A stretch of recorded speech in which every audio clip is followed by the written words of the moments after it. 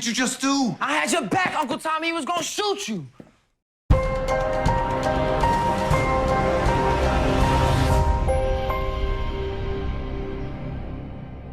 What's up, YouTube? It's your boy Mark Dark, and I'm back with another video. If you're new, if you love power, go ahead and hit that subscribe button, like the video, and leave your theories, comments, everything down below. Now today, we're going to be talking about Power Book 4 Force Season 2, Episode 4. This is the recap. Now I'm going to try my best to focus on all the key points in this episode. If I miss anything, you guys let me know down below. And man, your boy D-Mac done caught his first body, and this kill came out of nowhere. I mean, he was not playing around. He did not hesitate at all. I mean, to be honest, I'm kind of glad Bennigan is up out of the picture. He was getting on my damn nerves. But we know Diamond and Tommy, they was going to use Bennigan to get closer to finding out what's going on the inside. And they was willing to pay this man. I mean, he needed the money. And I know he was kind of acting like he wasn't going to do it.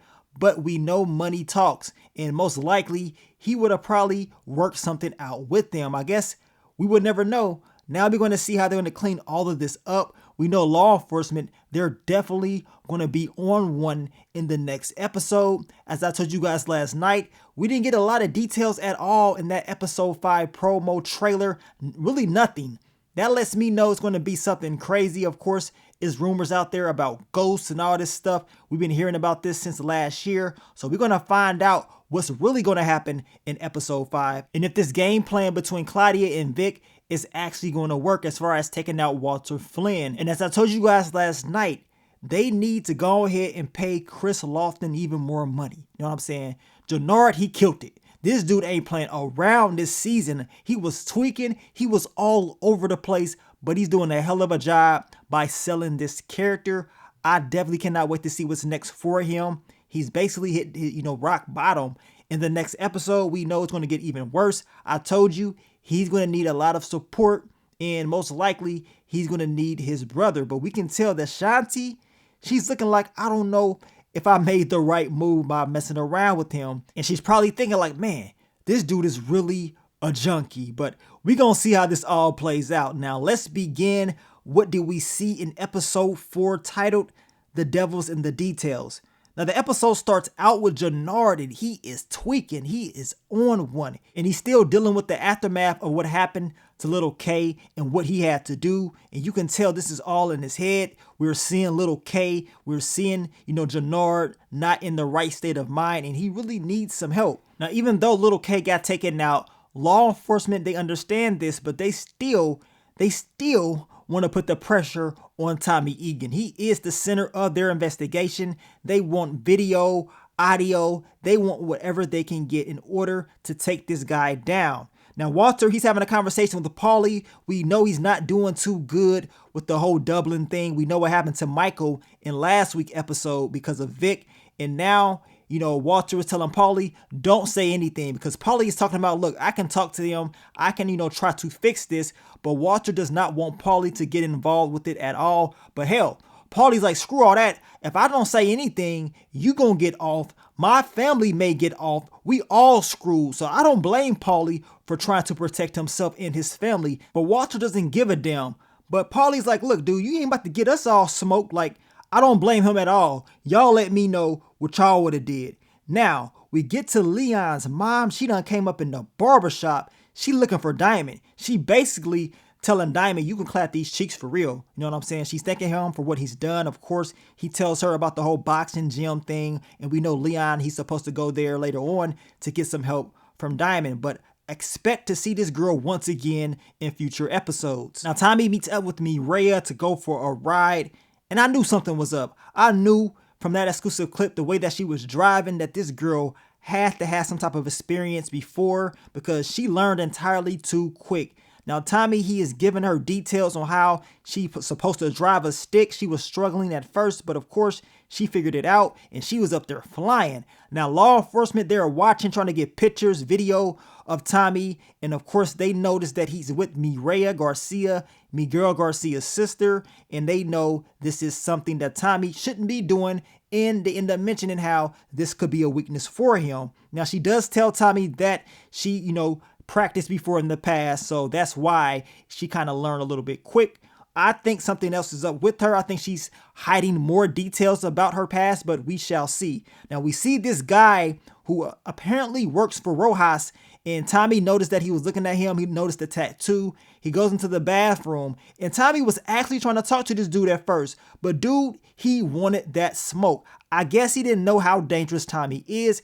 Tommy takes this guy out just like that, and then he goes outside. He tells Mireya, look, we gotta leave, you know what I'm saying? Because they was at the zoo. He tells her he has to handle some business, and they will catch up later on in the episode. Then we get to Marshall and D-Mac, and Marshall was telling D-Mac, like, look, man, I know Tommy got you in the house, but I'm kind of glad that is the case because I don't want to see my boy get hurt. We know he got shot last season, and that's the last thing that he wants to see happen again. D-Mac is talking about that's not going to happen again because now he has a strap on him, and it's going to be a different story. Now, D-Mac ends up seeing a girl that he likes. I believe her name is Genesis. She didn't really give Marshall any type of love, but she gave D-Mac that look. And y'all know D-Mac, he going to try to get at her later on in the episode. Then we get to Vic and Claudia. She is telling him about what Pops has done to Gloria's club. And apparently he has changed this club into a strip joint. And now Victor is pissed off because he's thinking like, okay, I'm going to tear Dad down from the inside. Claudia tells him like, look, he's playing you. Once he sees the club, he is upset. He's in there fighting, hitting guys or whatever. And y'all know he wants to get back at his dad for doing this. Now, Claudia, she wants Vic to help her out as far as pushing these drugs. And I'm like, okay, Vic, why in the hell are you telling Claudia all your moves? I mean, he's pretty much telling her how he's going to dismantle Pops and all that stuff. In my opinion, I believe that is a mistake. He should not be telling her nothing at all. But that's what he wants to do. But y'all know he was pissed off once he saw exactly what Walter was up to. Then we get the return of Ben again, and he is running his mouth talking about his sister had, a setback or whatever. He needs money for medical fees and he needs the money tonight. And Diamond is like, man, it's going to take me, a little bit of time to get that. But Bennigan ain't playing around. He wants it, or he's going to violate Diamond's parole. Now, Tommy walks in. He's like, look, I saw that cop up in here. Why was he here? What's going on? Was he asking about a body? Of course, Diamond says no. But then he lies to Tommy, telling him that he was in there asking about free Sundays or whatever. But you can tell deep down inside, Tommy knows that Diamond is not telling him the truth. Then we get to D-Mac and Tommy, and D-Mac is talking about, you are wasting my talent. He wants to get out there. He wants to be on those blocks making money. Tommy tells him if he goes out there, if he basically does not listen to him, Tommy tells him that he will kill him himself. And we heard this, story before. But D-Mac's going to do exactly what D-Mac wants to do. I mean, by the end of the episode, we know D-Mac didn't give a damn about what Tommy was talking about. And now he's in the game. And he's in the game deep because there's no turning around now after what he did by the end of the episode. Now, Tommy sees law enforcement pressing everybody. I told you guys in my final predictions that Tommy was eventually going to see that these guys was putting a lot of pressure on the streets, and now he needs to be on his P's and Q's to make sure that no one slips up. It makes him more suspicious, and now it makes him want to question Diamond a little bit more. Now, Polly decides to go to Brendan and still talk to him after Walter told him not to. I told you guys, Paulie, he just wants to make sure that everything is good. He's basically offering this guy money to buy more time for Walter because he wants to protect himself as well as his family, which makes all the sense in the world. But Walter didn't give a damn about that, and he decided to go off on Polly by the end of the episode. Now, D-Mac, he goes and he meets up with Genesis, and he's basically asking her out on a date. Apparently, they used to talk back in the day, but things did not work out. But she's telling him, like, look, maybe something can happen, but he needs to get his hair fixed because he's looking a little rusty. Now, D-Mac is going to have to go get himself cleaned up, and he's planning on going to a movie with Genesis later on in the episode. Now, we get to Leon and Diamond is teaching him how to box. I mean, I told you guys, this Leon character, he reminds me of Detective Bryant's son in BMF. I mean, the guy was into the comics and he didn't know how to fight for nothing, right? But Diamond is teaching this guy the right way, and now we're going to see just how far he takes these skills. Now, Claudia, she offers the Serbians a deal. She wants to work with them. Now, Merkovich, he's wondering, like, man, your father, your organization, y'all going down, like, so what's really going on? She tells him, look, Don't worry about her pops because this deal is between her and him. He has nothing to do with this. I don't know if this is going to play out the way she wants it to play out, but we know in episode 5, things are going to get very interesting. She also did mention that Diamond and Jenard are cool again, which is not the case. And she also says that Tommy is a part of everything as well. So she's basically just trying to sell him this opportunity to work with her. And we know most likely this is going to happen. Now, we get back to Jenard. He goes and he meets up with Shanti, and she's pretty much just trying to see if he's okay. She can tell something's not right. He ain't telling her everything, but then eventually he tells her that he took out little K. She's very upset, like, what the hell is going on? He questioned her and tell her, look, you gonna have to ride for me or we ain't gonna be nothing. And then she says, you know what? I'm gonna ride for you or whatever. You are my king and all that stuff. I'm looking at this dude like, really? This is your king? You call this guy king? She kissed him and she can tell that he owned that stuff. And she looked at him and he lied to her face, telling her like, look, he good.